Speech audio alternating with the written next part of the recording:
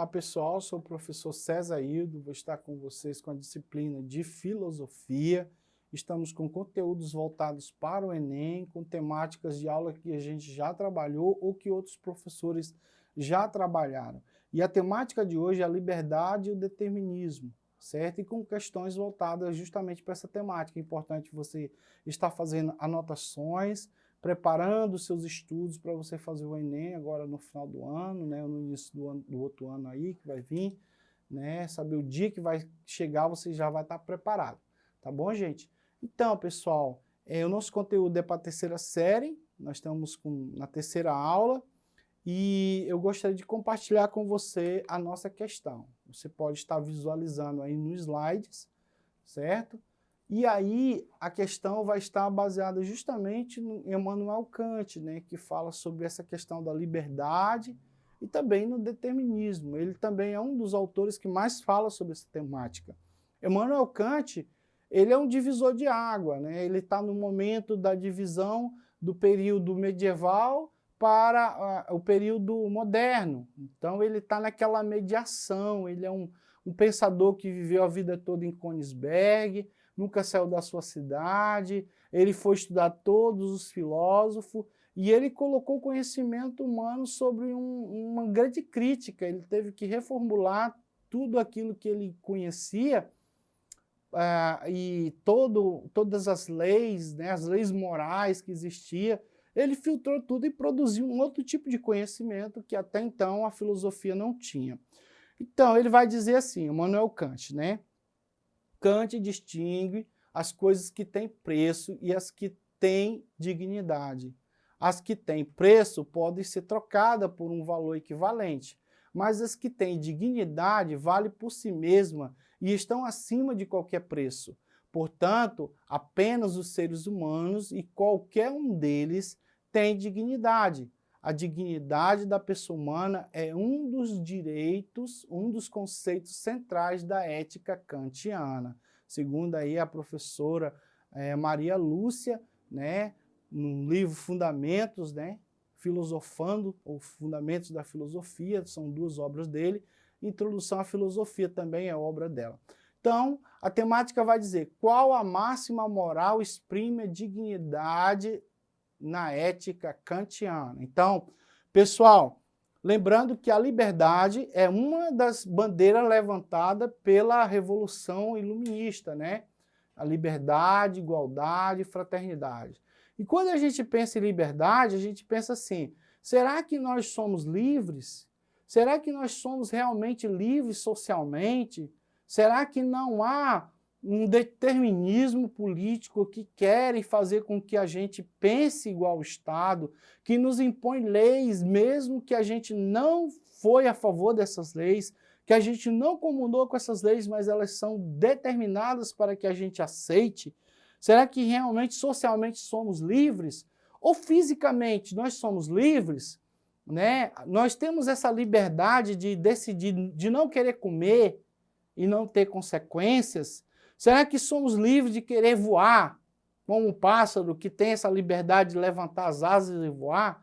Será que a gente consegue voar ou a gente não é livre, né? A gente realmente, existem leis físicas que determinam que a gente tem que comer, certo? Que a gente tem que tomar água, que a gente tem que dormir. Existe lei civil que determina que a gente tem que viver em harmonia, certo? Que a gente tem que respeitar o nosso próximo, o limite do nosso próximo. Então, existe leis que são colocadas, que são impostas à sociedade, mas existem aquelas leis que a gente cria, aquelas leis que não é imposta pela sociedade, não é imposta pela natureza, mas a gente cria, né? Que são aquelas leis que fazem com que a gente se sinta bem, certo? Que a gente viva eticamente com a gente mesmo, que a gente tenha capacidade de dizer, poxa, isso aqui eu tenho porque eu lutei, conquistei, eu sou feliz porque eu tenho isso aqui, porque não foi ninguém que me deu, eu não conquistei desviando, eu não conquistei surrupiando, eu não conquistei fazendo malabarismo indecoroso para ter isso, não, eu conquistei de forma honrosa e honesta. Existem leis morais dentro da gente que diz que a gente pode se sentir bem, fazer o bem, certo? A gente pode agir de forma que não venha agradar A ou B ou o Estado, né? Mas que a gente se sinta bem. Então, vamos lá. Isso é nessa pegada do Immanuel Kant, ele vai dizer qual a máxima moral imprime a dignidade na ética kantiana. Então, age de tal maneira que trates a humanidade sempre como um fim e nunca como um meio. Ele vai falar sobre esse princípio da finalidade, né, da ética e o meio também. Mas quem vai falar sobre o fim e meio, nessa contextualização, é Nicolau Maquiavel, né? Ele fala sobre também essa possibilidade aí, né? Então, a alternativa B, age como se a tua ação devesse alcançar a máxima felicidade possível para a tua comunidade. Poxa, é legal essa daí, né? Não sei se essa daí que é certa, mas vamos ver a C. Age como se a máxima da tua ação devesse servir à lei universal para todos os seres racional. Não sei se talvez seja essa, né? Vamos ver as outras. Age como se a máxima de tua ação devesse ser elegida por tua vontade em lei universal da natureza, né? Essa daí também é duvidosa, né? Ação, né? A ação, a tua atitude, não que seja imposta por lei civil, ou lei física, ou lei moral, né? Talvez seja essa, mas vamos ver a última. Age como se tivesse a finalidade de Aristóteles. Não, ele não vai pegar a ética aristotélica, né, como um fim para promover a sua ética. Então, a questão certa seria a alternativa C. Age como a máxima de tua ação devesse servir a lei universal para todos os homens. Em outras linguagens, é como se ele tivesse, age de tal modo que toda a tua ação que tu venha, tudo que tu venha fazer possa ser justo para ti e para os outros. Então, Immanuel Kant é famoso por essa frase, porque tudo que tu deves fazer, tudo que tu deves pensar em fazer, tu tem que ponderar 2 vezes se realmente é ético para ti, se tu sabe conviver com aquilo que foi desonesto, que tu construiu desonestamente. Você imagina um político hoje que está aí vivendo a política e ele sabe que ele tem todo esse patrimônio, mas que ele conquistou de forma desonesta. Se essa sentença kantiana servisse para esses políticos, com certeza ele se sentiria indigno de ter tal coisa e devolveria ao Estado, né, devolveria para promover educação, saúde, né, de qualidade para todos os cidadãos. Tá bom, gente? Então vamos lá, vamos para a próxima questão e aí vai estar disponível aí no slide, certo? É uma questão do Enem de 2017, ele vai dizer, uma pessoa vê-se forçada pela necessidade a pedir dinheiro emprestado, sabe muito bem que não pode pagar, mas vê também que não lhes emprestarão nada se não prometer firmemente pagar em prazo determinado. Sente a tentação de fazer a promessa, mas tem ainda a consciência bastante para perguntar a si mesma, não é proibido e contrário ao dever livrar-se de apuros desta maneira, admitindo que se decida fazê-lo, a sua máxima de ação seria, quando julgo estar em apuro de dinheiro, vou pedir emprestado e prometo pagá-lo, embora saiba que tal nunca sucederá. Então, Fundamentos da Metafísica dos Costumes, livro de Immanuel Kant, de acordo com a moral kantiana, a falsa promessa de pagamento representa no texto assegura que a ação seja aceita por todos a partir da livre discussão participativa? Não sei. Garante que os efeitos da ação não se destruam a possibilidade da vida futura na Terra? Não tem nada a ver, né? Vida futura na Terra não tem nada a ver com a ética kantiana, né? C. Opõe-se ao princípio de que toda ação do homem possa valer como norma universal? Opa!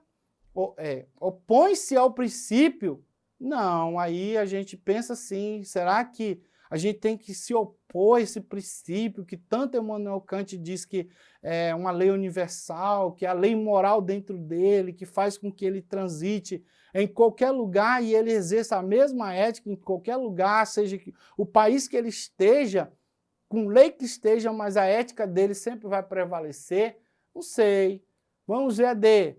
Materializa-se no entendimento de que os fins da ação humana podem justificar os meios. Novamente, aquela questão lá do Nicolau Maquiavel. Né? Materializa-se no entendimento que os fins, ou seja, o cara foi desonesto na política, certo? Ele foi desonesto porque ele quis chegar a uma finalidade, né, que é fazer o bem ao povo, que na verdade não é. Às vezes é enriquecer de forma ilícita, né? Então, novamente, a questão aí de Maquiavel, né? O E, permite que a ação individual produza a mais ampla felicidade para as pessoas envolvidas? Não sei. Immanuel Kant não sustenta esse individualismo, esse egocentrismo, né? Ele não pensa assim desse lado, né? A ética kantiana não trabalha com essa possibilidade. Então, a alternativa certa é a C. Opõe-se ao princípio de que toda ação do ser humano possa valer como uma norma universal, certo? Então, é isso que Immanuel Kant sempre defende, é de que você deve desenvolver uma moral que não possa ser tendenciosa, não possa ser uma norma trazida pela igreja, nem pelos seus pais, mas uma norma que está dentro de você, que vai trabalhar com a sua personalidade e fazer você feliz, né? Porque você vai estar agindo de forma justa e correta com todas as pessoas, todos os elementos envolvidos na sua vida. Tá bom? Já vimos duas questões, o professor César fica por aqui. Você vai acessar a plataforma Edu, que tenha mais conteúdos lá, você vai ter acesso a esses conteúdos. Vá também lá na plataforma lá do YouTube, Web Aulas, EAD, procure lá as aulas de filosofia, que vai ter outros conteúdos com outros professores. Muito obrigado e um tchau.